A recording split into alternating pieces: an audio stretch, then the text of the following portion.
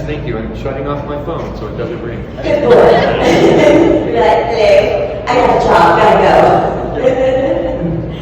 So I need to start this off with talking to you. Okay. I have been obsessed with horror since I was 8 years old.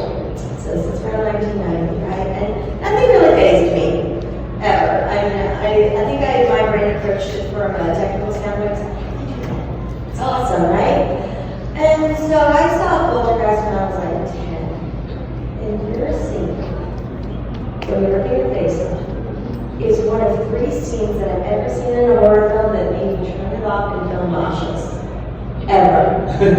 Your scene, when you first stay crawling, I'm like, ew, that's really gross. And then you start ripping chunks of face off into the sink. And I'm like, and I had to turn it off and pick it up the next day because I felt physically ill. Thank you. And a giant crew of special effects guys thanks you too. Yeah. It was pretty intense. I mean, I came to this, actually, I snuck onto the soundstage. I heard they were shooting that, and I couldn't wait to see. I was like, I couldn't wait to see this thing. You know, and I saw, I think, Rick Baker, who was designing it? Oh, a guy named Craig Reardon. Yes, Craig Reardon. Sorry, it's 10 years old. But yeah, I saw it in the makeup trailer. Actually, they're storing the face there, and I saw this. They told me when they're shooting it, I snuck on the soundstage, and I saw that, and that was Steven, right? Yes. Yeah. It was shot in 3 parts, and there's just the regular part that's me looking in the mirror, and then there's a part where they cut back, and I have a little something tear on my cheek, and then I start pulling the big clumps of it off and falls in the sink. And then the thing that happens after that is that there's a little cut to the light, and the light goes sort of throw you, and then it cuts back to what was a dummy that was made of me. I had to have a plaster cast of my whole upper body made. I had to be in plaster of Paris, there we go, for 6 hours with straws up my nose so I could breathe. And they made a dummy that looked exactly like me. That's eyes moved. They had 2 guys with wires under there, opening and closing the eyes, and they had a wire that made the mouth open and close, and it had a wig. Well, mine's gray now, but back then when it was brown, they made a very fancy, expensive wig that was on the dummy's head. And when I saw that dummy in that little closet set that we were working in, I looked at it, and it was a difficult shoot sometimes. It was awfully fun, and sometimes it was very tense. And I just looked at that and I said, there is no way in hell I am going to get in there with a special effect that can only be done once. That was very, very expensive. In 1981, just the wig alone cost $10,000. So it took 3 months of work to make that thing of me. I didn't even know that. Yeah, you didn't know that? Oh no, it was like, I saw it and I just went, no way. And Craig Reardon and his team were all there, and the guys manipulating, and I went over to Tobe Hooper and Steven Spielberg, and I just said, guys, this is my first movie. I can't do this. I can't do this. I can't act knowing that there's only a 1 take thing. And Steven said, well, what are we supposed to do? And I said, what if you do it? And all of a sudden he got very quiet. And you know Alder, and anybody who knows Steven and has worked with him, he's like a big kid. That's why he makes such great movies about kids. And he looked at me and he goes, oh, I would love to do that. So I gave him my costume shirt, and they gave me a prop ring and a watch, and they put him in there. And there's a great, somewhere on the internet, I think on Reddit somewhere, you can find a black and white photo of Steven Spielberg on his knees, with his hands up like this, that someone took sideways, not dead on. So you see the camera, you see him, and you see his arms up like this, pulling on the dummy and ripping pieces of the dummy's face. And you were there, you were 10. I couldn't wait to go. I heard they're shooting, and I ran onto the set, and I watched it, you know, and it was a big, you're right, and he was underneath this. And he got so excited. When you watch the movie, you can see him just ripping pieces of flesh off. And they had 2 guys on either side with hot blow dryers. Old-fashioned blow dryers with the long tube, and they pointed it because in the dummy's face was like chunks of jello, soft jello, and like other things that I won't talk about, but like movie blood, and they pointed those things at the dummy's face, so that's why it looks like it's starting to melt and fall off in chunks. There are cutaways to big things going plop in the sink, and that was the hot air from the blow dryers making all this, the little prop stuff that they put stuff in the dummy's cheek. So that was how that was done. And then, if I could just, there's a part 3 of this, which is they called me 3 months later, and they said, we cut the film together, and there's a piece missing. We need to see you tearing at something so that when we cut back, the face is being torn off. So I said, okay, and I was in a play, and I had a butch haircut, like old-fashioned, and all my hair was gone, and I said to them, I don't have any hair right now, and they said, well, that's okay, we saved the dummy's hair. So we set that in the closet, we've been holding it in case of emergencies, like this one, so they put the wig on my head, put me back in my costume, and they put a big giant prosthetic on the side of my face that was filled with goop and gunk and stage blood, and then they sealed it all up, and they set me down to the camera, and the moment the cinematographer looked in the mirror at the setup, he turned to everybody and he said, they put it on the wrong side of his face. And I was like, oh my goodness, it was 3 hours to put it on. So they went downstairs, they scraped everything off, and then they put it on the other side. I went downstairs, and having seen Stephen 3 months before rip away, I knew that gave me permission to do it. Yeah. So you see me tearing the first time, and then I start just pulling stuff off, and then they cut away. So that's a long answer, sorry, but it was very complicated, that one thing now. And now, as Oliver and I make jokes when we do these talks, it would all be CGI now. Yeah. It would all be pixels, and we would not even have been there. It would have been animated, basically. But that's how Stephen ended it too. I always wondered why Stephen was doing it too. Yeah, that's why he did. He said, I'm going to let it go wild. That's something they do. No, he was very happy to do it. He got very, very excited because that's how Stephen is. So how long did that take you on the first day? Was it 1 day or was it multiple days? When you look at it in the 3 pieces that we did it in, it was 3 days. 3 days, okay. 3 whole days of doing, that last piece took the entire day. Yeah. I was in the makeup chair at like 7 in the morning. Oh my God, they put it on, right? Yeah, and then they had to go scrape it all off and then start all over again. Yeah, I was there the entire day. And that was another case of, we could really only do it once. So, yeah. Wow. Yeah. And it's all real. It's a real fact. It was so real too. That's what's so great. CGI, I don't think it would have had that same kind of impact. No. Yeah, visceral kind of effect. But this is really going on. It's one of the things, like when you watch one of the first 3, and I don't want to get yelled at by anyone for mislabeling the names of the Star Wars movies, but it's the first 3 that we all saw in the movie theaters for real. Those special effects, though there were actually things there that they filmed, things actually blew up. It wasn't pixels on a screen. And that's why the first 3 Star Wars movies have such weight to them. Because those are all real, those are ships. Those are real spaceships that they built. There's really no substance to that, at least not yet. I mean, who knows what technology will hold in the future, but because of the practical effects do have that kind of impact because they are so real too. Yeah. There's also a thing that we used to call in the 80s and 90s, which is, as brilliant as all those people are at ILM, and I got to work with them for over 3 years, and they're geniuses. But after a while, a friend of mine started calling them the ILM clouds. Because whenever there's a clouds in a Spielberg movie, they look exactly like the thing, and they do it in a tank. It's a special tank that's got water and something in it, and that's how they make all the clouds that are in Poltergeist. It's the clouds that are in all the Indiana Jones movies. Yes. Wow. They're a version of CGI, but at least they're real. There is actual water and things in the waves. It's a real vapor. It's a real vapor that they filmed. Yeah. So, yeah. Movie secrets. Oh my gosh. I'm still scared. I got to see, I had the privilege, I was telling you one time about this, I got to see Poltergeist on screen in the theater for the first time last year. And it was magical. I've never had that experience. And I was like, Really is. I mean, and it's funny. They re-released it a year ago, and I saw it as an adult, and I'm like, this film really really holds up, if I say so myself, too. And I think the core reason why the film plays so well, it doesn't matter, the effects are secondary to really the story of the Poltergeist. You get to know the family, you really love them. And those things are going to be timeless. And 100 years from now, that's the movie's still going to play because you're feeling for all those characters and all the relationship piece of how a family cares about each other.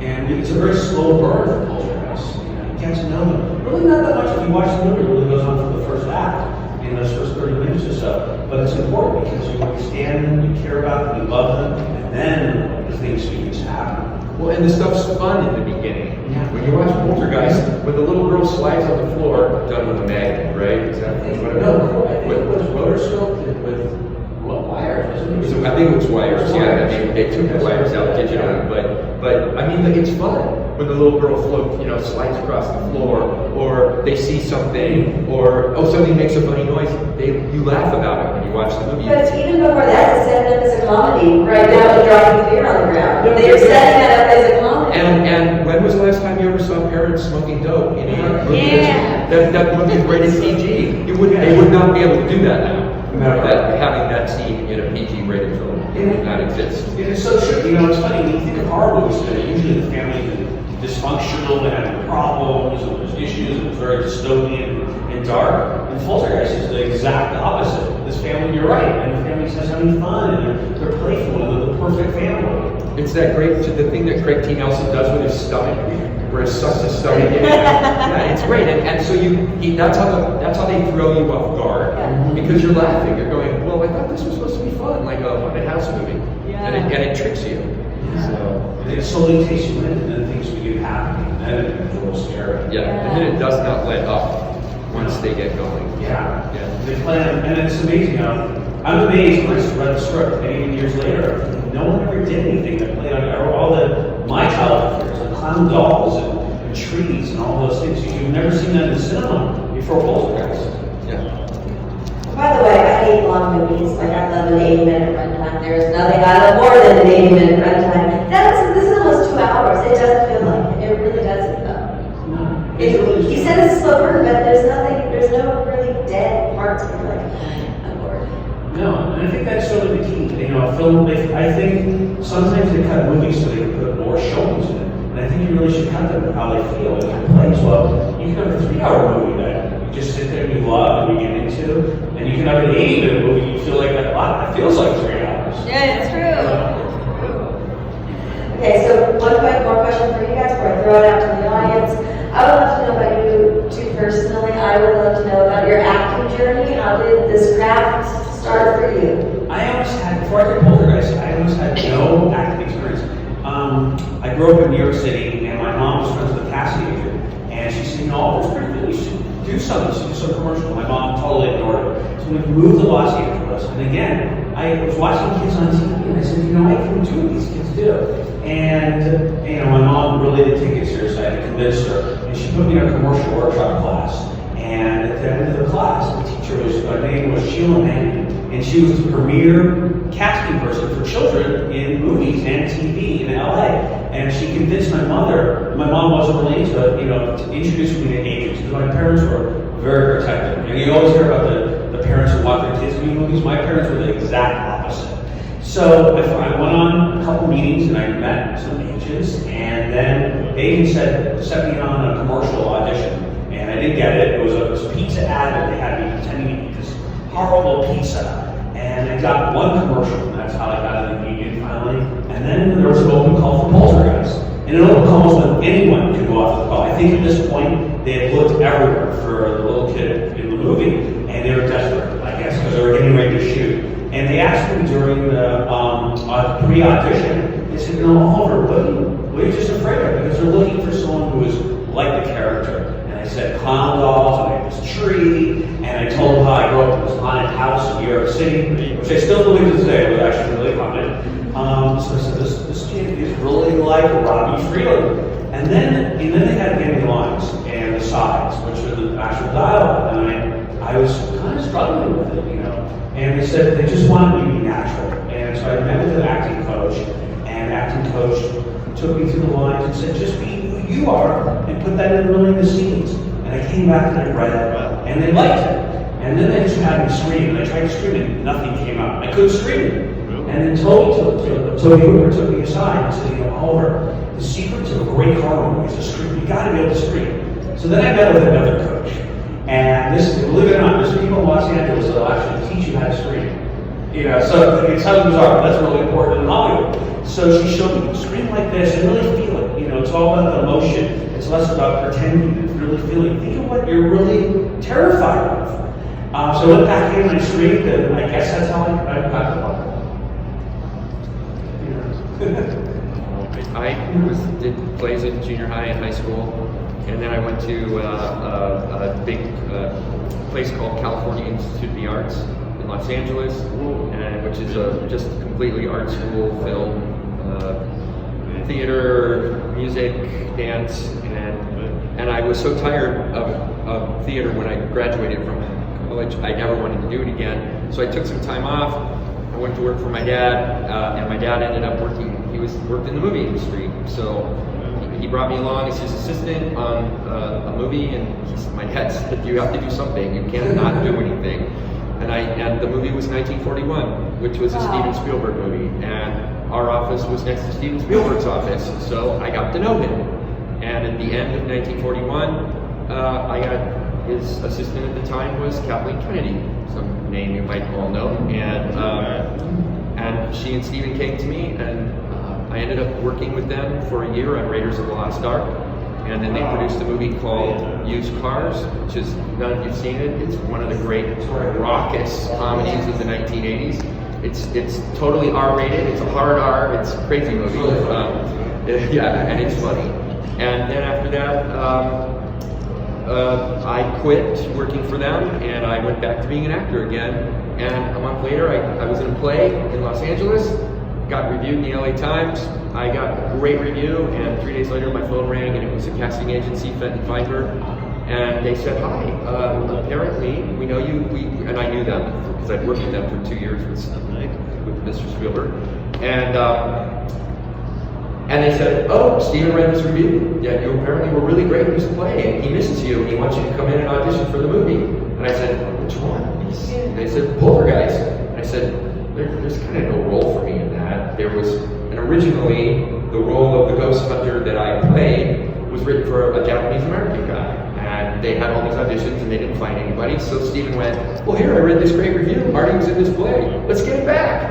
So I went and read for it, and as I was telling somebody a few minutes ago, I practiced driving to the audition on the 405 freeway in Los Angeles, because knowing it was a horror movie and I was going to have to scream a lot. So I was screaming in the car on the freeway. And people were like honking, going, "Are you okay? Is everything all right?" I'm like, "I'm an actor, it's Los Angeles." So, and I read the role, and I auditioned, and I didn't hear anything, and I thought I didn't get it. And then I got a call a couple weeks later. Tiffany heard the story a couple minutes ago, but I got a call, and they said, "Oh, hi, we're having a private first screening of Raiders of the Lost Ark. You were there the whole time. I brought food that Steven could eat, so he never got sick on location. I took good care of him, and he wants you to see the first screening of the movie, and there's only going to be 7 or 8 other people there." So I showed up at Paramount, and there was nobody there, and then Steven pulled in his fancy car, and he said, "It's nice to see you. It's been a long time. I know you're in a play." I said, "Yes, I am. I got a great review." He goes, "Yes, I read it." And he goes, "And you're also going to be in a movie, I hear." And I said, "What are you talking about?" And he looked at me and he said, "Congratulations, we cast you in Raiders. And this is, or Poltergeist. This is the kind of man Steven Spielberg is, if anybody's interested." He looked at me and he said, "I wanted to be the one to tell you personally, to thank you for all you did for me during the Raiders. And he said, you kept me alive and you kept me healthy." And he said, this is icing on the cake. He said, "You were the best person who auditioned. So you'll be starting in about 3 weeks on this film." So it was unbelievable. And this is the kind of guy he is. He's a wonderful human being. So, and then I turned to him and I got really nervous and I said, "We still get to see Raiders, don't we?" He said, yes, don't worry. And so, just as a little ending on the story, when we got into the movie theater, the only people there were Steven Spielberg and George Lucas and Harrison Ford and the president of Paramount and Kathleen Kennedy and me. And getting to see Raiders of the Lost Ark on a big giant screen. No one had seen it before. No one knew what it was. People were making fun of it in advance before it came out. Oh, this is like that Saturday serial adventure. And we knew at the end of the movie. I mean, the 10 people that were in that screening room that night went crazy. Yeah. And I just remember looking at him going, that's what we made? And he goes, yeah. So, yeah. Did you know, like, I remember I saw Raiders on Poltergeist, where Steven said, I made this little movie, and everyone was invited to go see it at lunch. He didn't mention what it was, and some people showed up, and they showed him the big screening room at MGM. And I watched it, and when the lights came up, Steven was sitting behind us, because I guess he wanted to see what we all thought. And I walked up and I said, that film was amazing. And then they said, okay, let's go back and continue shooting Poltergeist. Oh, yeah. So, yeah. And we had about a 12-year age difference or so. When he was 10, I was like 22 or something. So I didn't get to interact with Oliver a lot. And then about 12 years ago, we did one of these events in Indianapolis. Were you there? Yeah, you were. And I was like looking at it going, Oli, I called you Ollie, because that's what you were when you were a kid, and now he's Oliver. And since then, we've done several events, and 2 weeks ago, we did London Comic Con together, and signed autographs. And it's a lot of fun just hearing what people, because, you know, at that time, there was no social media, and I always wondered, what are people thinking about this movie? What are they feeling? And it's so great, years later, to hear what kind of impact this movie had. 40 years from 82. Yeah, because we get told so many people, oh, I saw this when I was a kid with my parents, or I watched this on television, or your story, or you watched it up to a point, and somebody else told me a story yesterday that it was like they were wandering in a friend's house, and the dad left the TV on, and all that he saw was somebody pulling their face off on TV, and he ran screaming. I thought you said all you see is dad. Yeah. But I mean, we forget that Poltergeist was the fourth highest grossing movie of 82, right after E.T., and I think there were other couple of super famous movies, but we competed with E.T. For those of you who weren't around then, the Life magazine and Time magazine and Newsweek, those two movies were on the cover of everything, and it was called The Summer of Spielberg. And everybody went crazy. And back in the time when there weren't gigantic multiplexes where they could show the same movie in 10 theaters, they would only show it like in 2. And you would wait 6 or 7 hours outside the movie theater to see it. Hours. You'd wait in line. I saw it at the Cinerama Dome in Los Angeles. And you would wait 6 hours in line to see a movie. And you were happy. You were so excited. You were happy. I did that for Empire. Yeah. I remember I saw it. I waited for like 4 hours to see Empire when it came out too. Yeah, and they used to do really fun things. I know this is kind of off topic, but when The Exorcist opened in Los Angeles, it played in one theater. You can't even imagine that. In Westwood, right? In Westwood. Yeah. And on the side of the movie theater, huge movie theater with 3,000 seats, like a movie palace, basically. And when you were waiting in line, what you did was you looked up on the side of the building, and they had built on the side of the building the window that's in the advertisement. They had a light in the window, and they had a fan inside with the curtains blowing. And so you're waiting in line and you're looking up at this, and you think now, they have great posters now and everything, but they used to do stuff like that in the 70s and 80s. And all day long, you'd sit up there and you'd look at that window. I waited 6 hours in line to see The Exorcist. And the whole time you're in the line, all you see is this window, and then if you listen really carefully, you hear like screaming from the room. Oh yeah, it was so much fun. They did things like that. They did things like that. I remember for Star Wars, they didn't think the film was going to be successful, believe it or not. And I saw it in New York City. They thought it was going to bomb, I guess. So they were handing out paraphernalia. They were handing out pins that said, "May the Force be with you." Yeah. And E.T. was written off. E.T. was originally supposed to be in another studio, like in Columbia, I think. Columbia's like, we don't want to make this stupid movie for kids about a little talking alien, and they gave it to Universal. And this was Spielberg attached to it. And they took it to Universal. Universal saved it. The movie only cost like $10 million. It was nothing. And they thought it was a stupid kids movie. And then when it opened, it was for a while it was the highest grossing movie ever made. So. And in the theater, it's weird to see adults bawling, you know, sobbing. And to get that experience. I remember like crying when they're watching E.T. too. So yeah, it was a powerful Spielberg summer. It was. Like you said. Wow. Those are great stories. I could talk to you guys forever about everything, but I can't. I gotta throw it to the audience. We have time for a couple of questions. Anyone in here? In the back. And you. Yeah.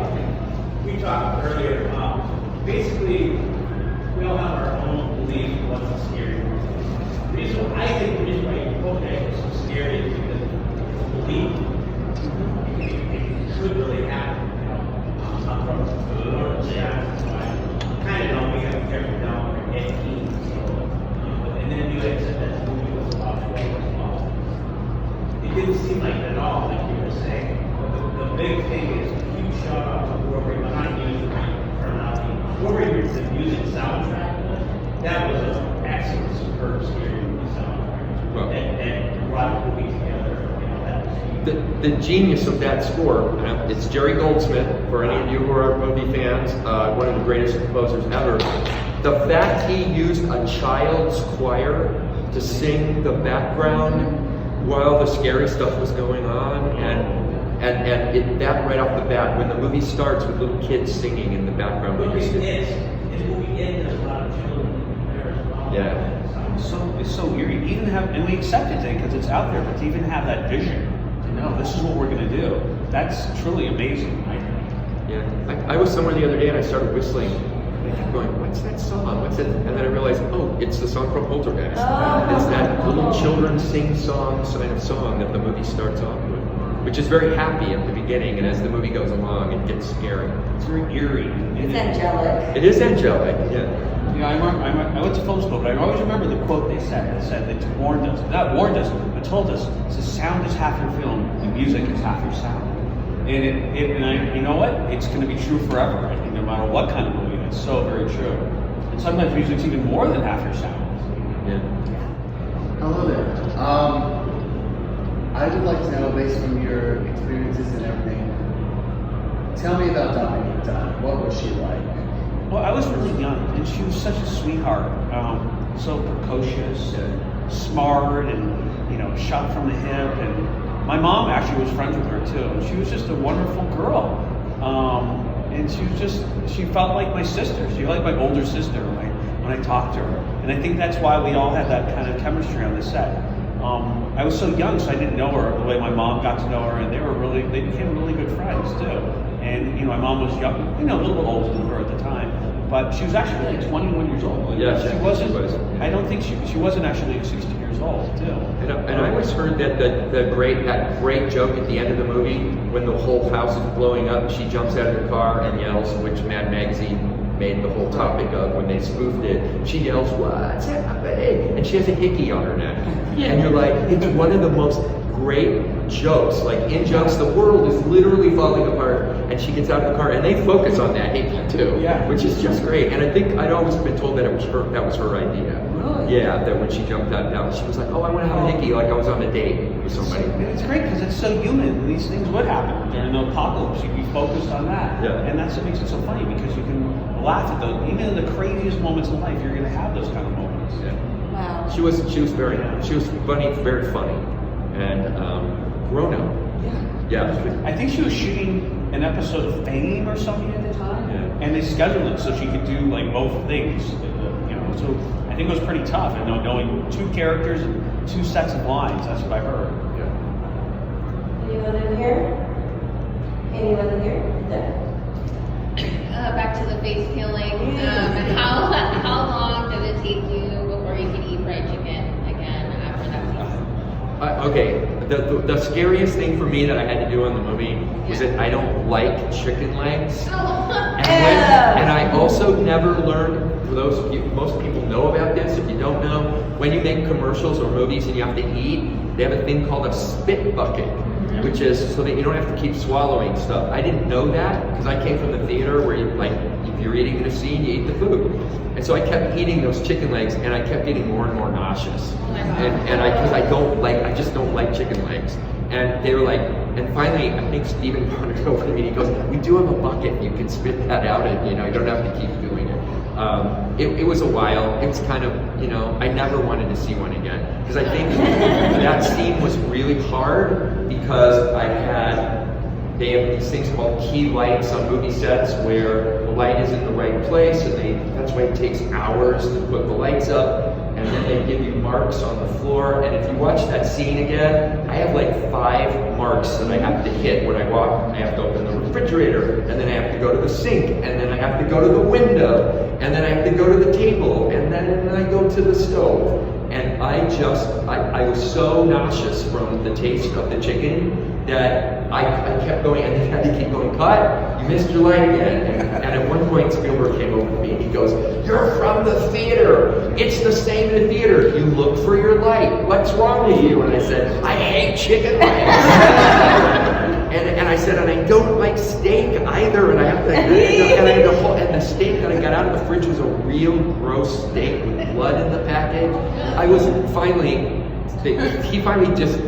Toby Hooper just said, just go in the corner for a minute, take a breath, and we're going to do one last take.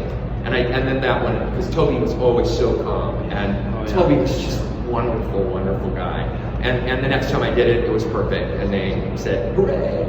And the steak moved, by the way, because they had in the grout on the counter, they had a special thing that looked like grout, but it wasn't, and there was a guy under there with chopsticks, and he stuck the chopsticks up through the grout and moved the steak like this across the counter.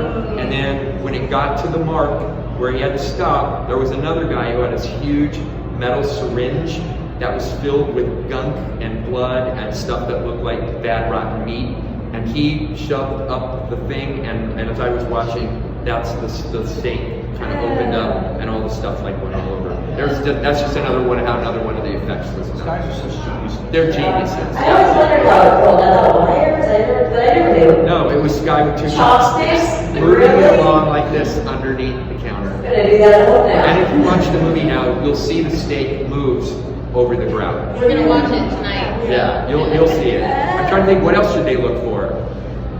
The tree, when the tree eats him. He's in the tree. I guess this is the big special effect how it ate me. This is what it was. They just had a platform, and Toby said, just pretend like you're being eaten, lower yourself down, but at the same time, struggle like you're trying to get out. And that's all the effect was. And they sold it with the sound design. Yeah. So there really wasn't any big effect. It was just being on the platform, just lower yourself down, but at the same time, try to look like you're trying to escape it. So I guess it was all opposite.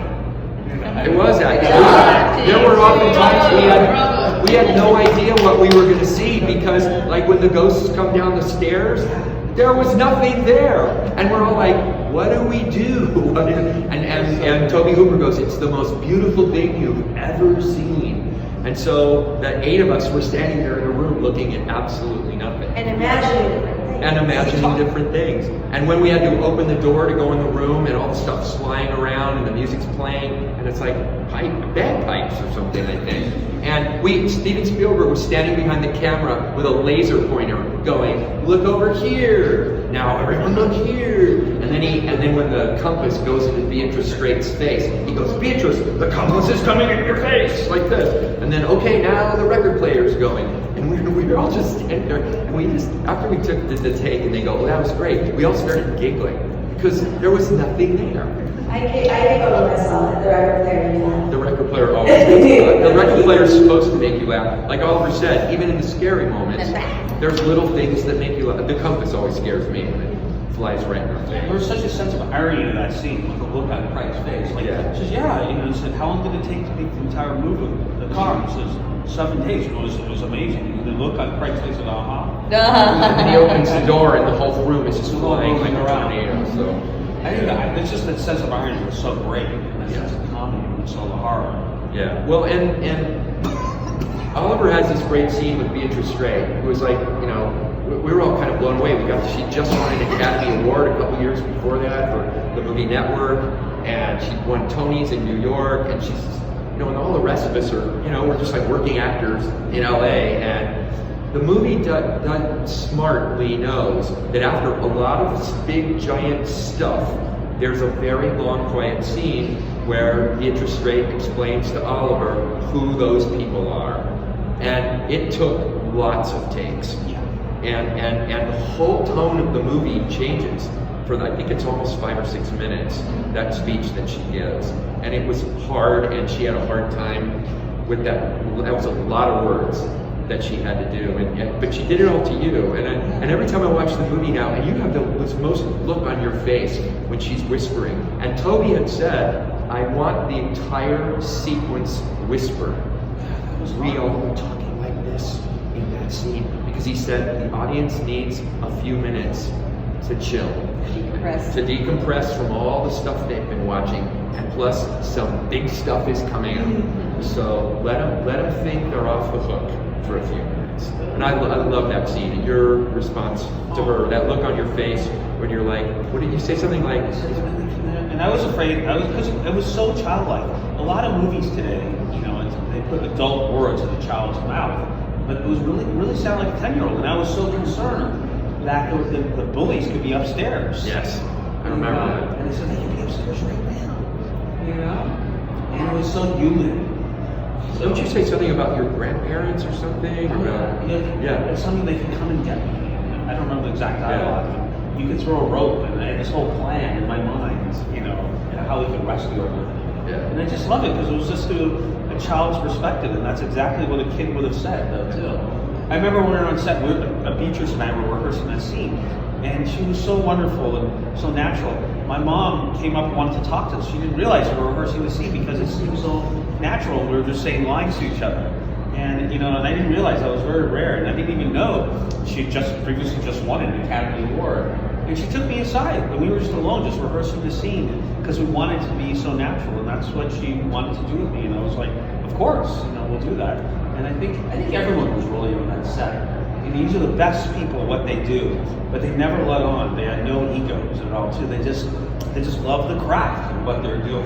Yeah, and one more little secret from the movie is that Richard Lawson in the movie, there's a scene where you see him working on a drawing of Carol Ann's hair going like this, and Richard, we had a day where there was lots of issues with the lighting in that room, and I was just sitting there, and somebody came up, like Toby said something like, oh, I want you to be eating Cheetos, and I was like, okay, so that was my Mad Magazine made a lot of fun of that, but Richard was drawing, and I was sitting there like, what are you doing? He goes, oh, I like drawing things. And I said, that's a really great drawing. And it was this one you see in the film. What happened was, Toby walked by and said, what is that? And he said, well, I drew a picture of Carol Ann, wherever she is, in the netherworld, in the TV. Wait, so the actor drew that? The actor drew that. And Toby said, let's put it in the movie. And so there's a shot that starts on that drawing, and the camera pulls back, and it's Richard. And I said to him later on, it's like, that's so cool, they put your drawing in the movie. So that's how everybody was on that. It was as tense as it could be sometimes. It was also a bunch of people that really cared about each other, And even the assistant director, he was this great giant guy named Pat Kehoe. I remember that now.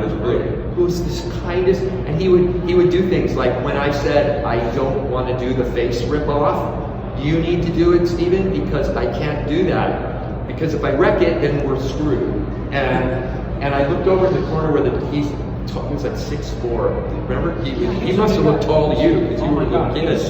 He was so kind, and he looked at me after I said that. I said I don't want to do the effect, and I looked over at him, and he was across the room, and he went like this to me, behind his back, and later on he walked away. He said to me later, he said, you were absolutely right to say that to them, because he said all hell would have broke loose if you had done that wrong, and he was, but everybody was like that on the movie. There were no egos. Nobody was like. No, I mean, you could be really. I was really honest, and sometimes I'd say to Stephen, who wrote the script, I said I don't like this line, and I talked to Toby about it, and I said, can I do things differently? And he said, just be a kid, do what you want. And I said, obviously we have to hit these moments, And I one time asked Toby, I said, can I say this line? He says, no, you can't say that line because that's what the audience is thinking right now. I said, oh, because Toby was always anticipating what the audience was going to feel.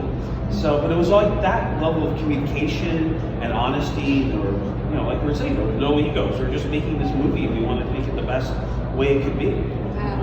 Well, and a lot of people, at the time, a lot of people objected to the face scene because it's like a PG movie and it's pretty gory. So is Jaws. And so is Jaws. And as Alfred Hitchcock did with the movie Psycho, sorry, spoiler alert, where he killed off the really super famous actress who was in the first 20 minutes. But they knew, Toby said to me while we were, you know, when I still worked there, before I became an actor there, he said, we have to do something in your scene that throws the audience off balance so they have no idea what to expect after that. Because after you kill off Janet Leigh in the first 20 minutes of Psycho, you sit there watching it going, oh, anything could happen now. And Toby said that's what he wanted. He wanted, because the rest of the effects, first they're fun, then they get a little serious, and then it's scary, and then bad stuff starts happening, and then there's a long kind of quiet, he said, and then you get up to go in the other room, and he said, we just need to pull the rug out from under them, so that for that last hour, they have no idea what's going to happen. He was always thinking about it, and Steven's that way too. Yeah. I've heard he's always had in his brain, he's like 4 projects in. So like he's always like planning his next project before he even starts the one he's got. Spielberg? Yes. Oh yeah. While we were working on Poltergeist, he was already working on a movie that we called A Guy Named Joe, which was a remake of the 40s World War II movie that later on became his movie Always with Richard Dreyfuss. There's a clip of that in the film. The Poltergeist, actually. Too. There is a clip of it on the TV, Yeah. and he was also working on something else with guy who created the TV series Family Ties, and he was worried about the next Indiana Jones movie, and yeah, they were already planning Indiana Jones 2, and yeah, no, he's always got 17 things going on in his head, so it's amazing that he can focus. But you know what? And Oliver feels the same way. Like, movies are made for people to be entertained and to enjoy and to educate and to make people laugh and cry and be afraid. You know, and we're so lucky to have been in a movie that kind of in a way does all those things. Yeah. And it's so hard to make any film, even like a bad film. You know, as I've learned to make a couple, you know, that when something goes so right, like Poltergeist, it's a miracle, you know? And then has the test of time. And when 40 years later, we're still talking about this movie, which is amazing. Yeah. So my other question is, if you could give your characters one piece of advice, what would it be? I know for me, it would be like, stop looking at it. Yes. For me. It's like it's like, stop. Or be a vegetarian. I would say invest in rosemary and sage to avoid all the things that are going to happen to me, all the crazy things that are going to take place, catfight trains and clown dolls. I think I really would invest in some protection here too. Well, especially in part 2. Oh my God, yeah. Like, come on, you did learn. Yeah, you know, like the ghost just wanted to torture Robbie. Yeah. You know, as Diana says, you can't tell Robbie about it because he'll be up for a week. Yeah. And that basically defined Robbie's character. You know what? Your character's kind of You went through a lot. You're like a kind of a neurotic little kid in that movie. You're almost like Woody Allen, and Yeah. you know, in a Woody Allen movie or I something. mean, you look what you become. Imagine what would happen to you later in life if you were attacked by a shooter in Congo. And you know, it's funny. Caroline said doesn't remember anything. Yeah. I remember everything. Yeah. So I'm gonna have to be like therapy for like years after that. And how would you explain to a therapist? Yeah, I was attacked by this clown doll. Says, oh, it's all in your head. You know, it's hard to make anyone believe that actually really happened. You know, I really wish we could get like Poltergeist 4, Robbie's story. That would be fun. I mean, following you and your journey, your parents get out the cameo, of course. And then the You ghost. know, Caroline would be married here or whatever, right? But I want to see what happened to you. And I have to protect my children. Who knows what could happen? Exactly. I feel like- And they want to know why you don't have a TV.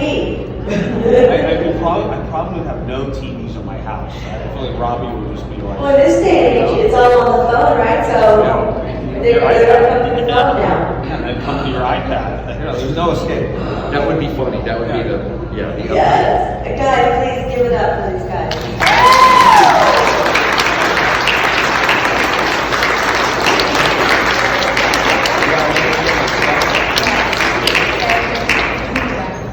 thank you all. Yeah, thanks, Just guys. on behalf of Thanks, us, guys. thank you.